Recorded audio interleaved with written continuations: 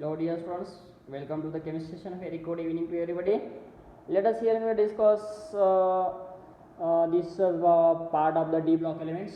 What is the D block elements? D block elements means what? ऐसा elements कि उसके outermost cell में मतलब D ऑर्बिट में इलेक्ट्रॉन का पार्टिसिपेशन होना है ना, मतलब present of one electron, at least one electron in D orbit, that is nothing but n-1 D subcell. So that we can explain this. What is the definition? Is that the element in which last elements enters in the n-1 D subcell, you know, so that is known as what a D block elements. So that what which types of the elements are this? What a scan this 3D series, 4D series, 5D series and 6D series also. So that is what उसको मतलब D block element को transition element कहते हैं, है ना. क्यों कहते हैं ट्रांजिशन एलिमेंट? क्योंकि यस और पी ब्लॉक के बीच में जो एलिमेंट और मेटल होते हैं उसको डी ब्लॉक ट्रांजिशन एलिमेंट कहते हैं. क्यों कहते हैं? क्योंकि मतलब उसका ट्रांजिशन देखो, यस से निकलना है पी तक जाना है ना. तो यस से निकलना है पी तक जाना है, जो रास्ते में लगेगा वो ट्रांजिशन है ना, वो जो सफ़र है एस और पी ब्लॉक के बीच में जो मेटल है एलिमेंट है वहाँ तक का जो जगह का सफ़र है. तो कैसे कह सकते हैं अपन?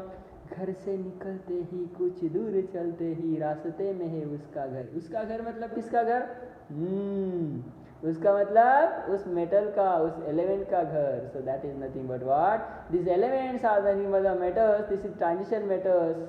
ओके, तो उसको कहते हैं ट्रांजिशन मेटल्स. अब यहाँ पे एक इम्पॉर्टेंट बात एक है कि ट्रांजिशन मेटल्स कहना, ट्रांजिशन एलिमेंट्स होना मतलब क्या कि उसके डी ऑर्बिट में at least one unpair of electron होना चाहिए. डी ऑर्बिट में at least one unpair of electron, one मतलब सिंगल इलेक्ट्रॉन होना चाहिए. तो वो क्या करेगा? क्योंकि उसकी प्रॉपर्टी शो करेगा. प्रॉपर्टी इंपॉर्टेंट यहाँ पे है, मैग्नेटिक प्रॉपर्टी, कलर प्रॉपर्टी. तो यहाँ पे कलर प्रॉपर्टी वो शो करता है, जैसे कि हमने सोर्स ऑफ लाइट इंसिडेंट किया है ना, ऐसा सब्सटेंस लिया. फॉर एग्जांपल हमारे पास KMnO4 है, इसके ऊपर हमने क्या किया? सनलाइट इंसिडेंट किया. तो KMnO4 में सेंट्रल मेटल एटम कौन है? मैग्नीज है. तो उसमें आउटर मोस्ट सेल में कितने इलेक्ट्रॉन होना चाहिए ताकि वो क्या करे? अपनी खुद का ट्रांजिशन करे, मतलब इलेक्ट्रॉन का ट्रांजिशन हो. वहाँ पे देखो D5 होता है ना, NH2ND5.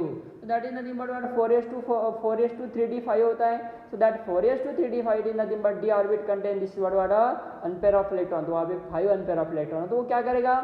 एनर्जी ऑब्जर्व करने के बाद, है ना, वो KMnO4 एनर्जी ऑब्जर्व करने के बाद उसमें इलेक्ट्रॉन का क्या होगा? पेयरिंग होगा. पेयरिंग होना यहाँ पे इंपॉर्टेंट है. जब पेयरिंग होगा इलेक्ट्रॉन्स का, चलो यहाँ पे एक एग्जांपल मैं आपको बताता हूँ. देखो एक अटैचमेंट 5 होम है, 5 रूम्स है और एक रूम में क्या है? 5 पर्सन है. चलो जोर से हवा आई, है ना, क्या होगा? वहाँ पे देखो एक होम में ज़्यादा से ज़्यादा 2 पर्सन रह सकते हैं. तो कैपेसिटी है, उस घर का कैपेसिटी है 2 पर्सन से ज़्यादा नहीं रहेंगे.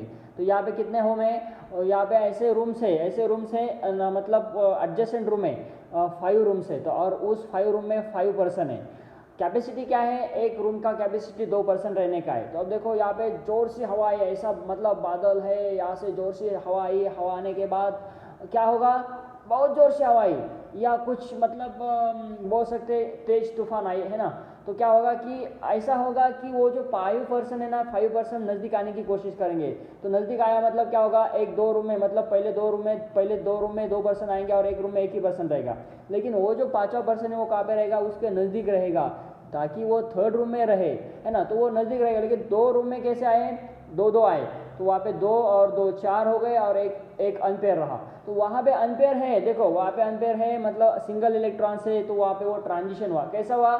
जो 5 रूम्स में 5 इलेक्ट्रॉन्स थे, 5 बॉक्स मतलब 5 ऑर्बिट में 5 इलेक्ट्रॉन्स थे, तो उसका पेयरिंग हुआ मतलब उसका ट्रांजिशन हुआ, इलेक्ट्रॉन का ट्रांजिशन हुआ ताकि वो अपनी प्रॉपर्टी शो कर सके. तो यहाँ पे इंपॉर्टेंट बात यही मुझे बताना है कि डी ऑर्बिट में एनपेयर ऑफ इलेक्ट्रॉन होते हैं, सिंगल इलेक्ट्रॉन होते हैं. तो वो अपना क्या बताता है?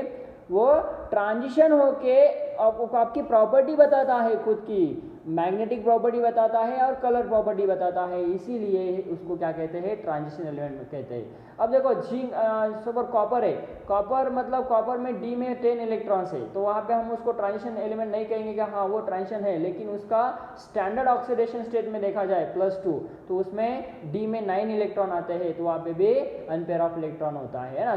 तो हम ऐसा कह सकते हैं कि डी में अनपेयर ऑफ इलेक्ट्रॉन होना चाहिए, तो कैसा होगा, कॉपर में तो नहीं है, लेकिन वो स्टैंडर्ड ऑक्सीडेशन स्टेट में प्रेजेंट होने के बाद भी, मतलब उसका स्टैंडर्ड ऑक्सीडेशन स्टेट जो होगा डी ऑर्बिट में अनपेयर ऑफ इलेक्ट्रॉन होगा, तो उसमें उसको कहते हैं अपन ट्रांजिशन एलिमेंट्स। ओके, तो ये बात हमने कही डी ब्लॉक एलिमेंट और ट्रांजिशन एलिमेंट की। अब यहाँ पे देखो कि हमारे पास 3D सीरीज है n-1d n-1d n-1d that is n = 4 n = 5 n = 6, मतलब 3D सीरीज 4D सीरीज और 5D सीरीज।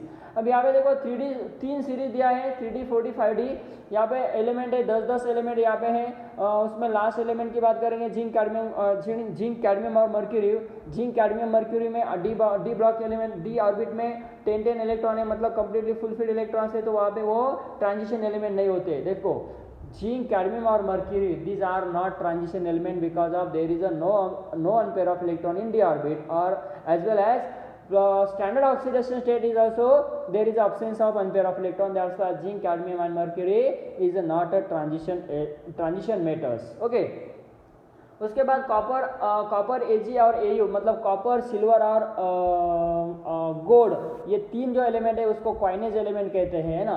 तो कॉइनेज एलिमेंट क्या कहते हैं, तो पहले जमाने में उसका मतलब कॉइन है ना, कॉइन बनाते थे, और उसकी property as according to property as well as 1 electron present in D, this is the transition, मतलब एक इलेक्ट्रॉन वहाँ पे ट्रांजिशन होता है, मतलब एक्साइटेशन होता है, और वहाँ पे हम बोल सकते हैं कि कॉइनेज, मतलब वहाँ पे कॉइनेज प्रॉपर्टी वो शो करता है। ओके, तो अब देखो यहाँ पे chromium molybdenum and tungsten, this is similar electronic composition to what this variable electronic composition, we can say variable electronic composition of the chromium molybdenum and tungsten and copper silver and Au, because of it wants to the stability after one electron is what one electron is shifted, or one transition of one electron from S to D and it become to the completely fulfilled of electron। तो यहाँ पे एक बात याद रखना है कि stability की बात हम जब करेंगे, तो स्टेबिलिटी की जब हम बात करते हैं तो वहाँ पे जब डी ब्लॉक की सीरीज की बात हम देखते हैं लास्ट ऑर्बिट में, एस ऑर्बिट हो या डी ऑर्बिट हो, तो वहाँ पे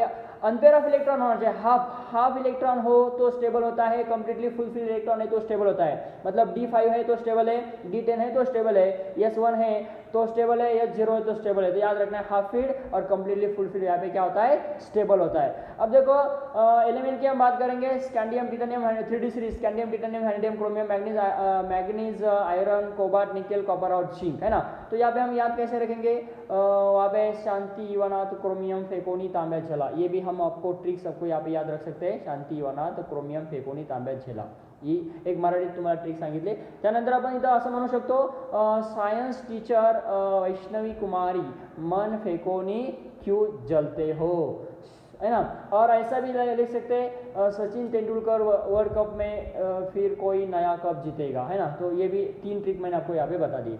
चलो 3D 4D सीरीज की बात करेंगे, यच्छर यहाँ पे एक होता है यारी जरा निभाना, है ना। 4D सीरीज की बात करेंगे, यारी जरा निभाना मौत तक रुकावटें राह पड़ी अगर कोई कूद जाए, है ना। मतलब यारी निभाना है ना, दोस्ती निभाना है तो ऐसी निभाओ मौत तक, जब तक मौत नहीं आती तब तक रुकावटें राह पड़ी अगर कोई कूद, मतलब लास्ट में है अगर कोई कूदा, मतलब सिद्धांत एलिमेंट्स वाला yttrium zirconium niobium sorry Nb, molybdenum tungsten rhodium palladium silver and cadmium. Then what last, यहाँ पे मैंने आपको एक ट्रिक बताई, यारी जरा निभाना मौत तक रुकावटें राह पड़ी अगर खुदा, एट्रियम झिरकोनियम Nb, है ना, molybdenum technetium ruthenium technetium ruthenium rhodium palladium silver and cadmium. So last series है यहाँ पे 45D सीरीज, लहप्रो तवारे उसीर पर सोना हंगेरी का है, ये भी एक सीरीज मतलब आपको ट्रिक बता सकता, लहप्रो तवारे उसीर पर सोना हंगेरी का है। और यहाँ पे हम बता सकते हैं कि ला हफ्ता वरना रे ओसामा बिन इराक में पिटाई और होगी, है ना। ला हफ्ता वरना ओसूल रे ओसामा बिन इराक पिटाई और होगी, मतलब यहाँ पे ऐसा आपको ये 3D 4D 5D सीरीज, ये 3 सीरीज हमने क्या किया यहाँ पे थोड़ा सा एक्सप्लेनेशन ऐसा बताया है ना। So as according to the tricks, तो ये यहाँ तक हमने as a part of one of the question last in your NEET JEE exam, यहाँ पे थोड़ा सा ओवरलुक हमने किया कि कौन सा सीरीज है, that is 3D series 4D series and 5D series, है ना। इसके अकॉर्डिंग हमने इसको एक्सप्लेनेशन किया। ओके, तो हम इन कंडीशन ये करेंगे 4F सीरीज और 5F सीरीज, मतलब लैंथेनाइड एंड एक्टिनाइड की बात हम यहाँ पे कंटिन्यू करेंगे। Okay, bye.